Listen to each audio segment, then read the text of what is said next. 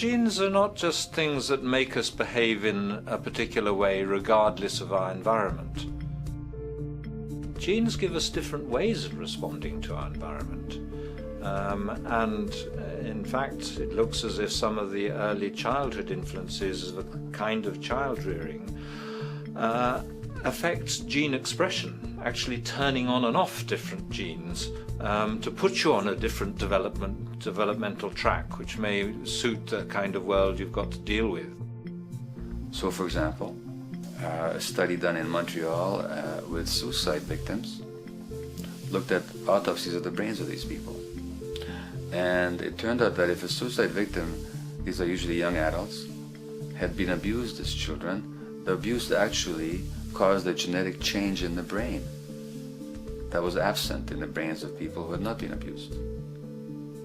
That's an epigenetic effect. Epi means on top of, so that the epigenetic influence is what happens environmentally to either activate or deactivate certain genes.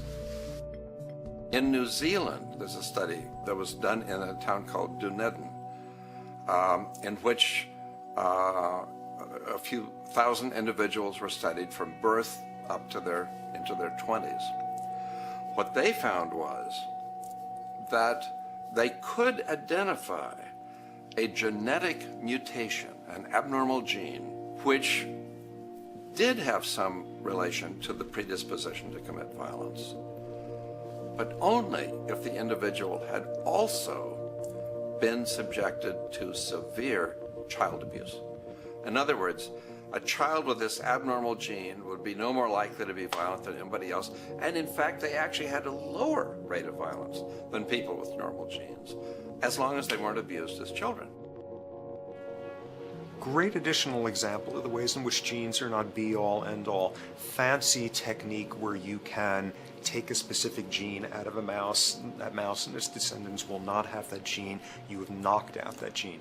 So there's this one gene that codes for a protein that has something to do with learning and memory, and this fabulous demonstration, knock out that gene and you have a mouse that doesn't learn as well. Ooh, a genetic basis for intelligence. What was much less appreciated in that landmark study that got picked up by the media left and right is take those genetically impaired mice and raise them in a much more enriched, stimulating environment than your normal mice in a lab cage, and they completely overcame that deficit.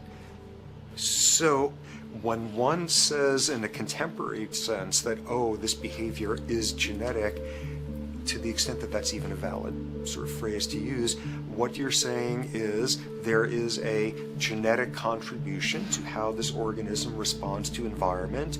Genes may influence the readiness with which an organism will deal with a certain environmental challenge. You know, that's not the version most people have in their minds.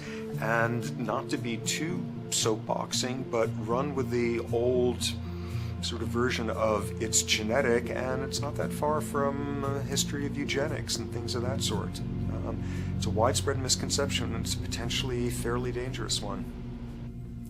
One reason that the sort of biological explanation for violence, one reason that hypothesis is potentially dangerous, it's not just misleading, it can really do harm, is because if you believe that, you could very easily say, well, there's nothing we can do to change the predisposition people have to becoming violent. All we can do if somebody becomes violent is punish them, lock them up or execute them. But we don't need to worry about changing the social environment or the social preconditions that may lead people to become violent, because that's irrelevant. The genetic argument allows us the luxury of ignoring past and present historical and social factors. And in the words of Louis Menand, he wrote in the New Yorker, very astutely, he said, "It's all in the genes, an explanation for the way things are that does not threaten the way things are. Why should someone feel unhappy or engage in antisocial behavior when that person is living in the freest and most prosperous nation on earth? It can't be the system. There must be a flaw in the wiring somewhere," which is a good way of putting it. So the genetic argument is simply a cop-out.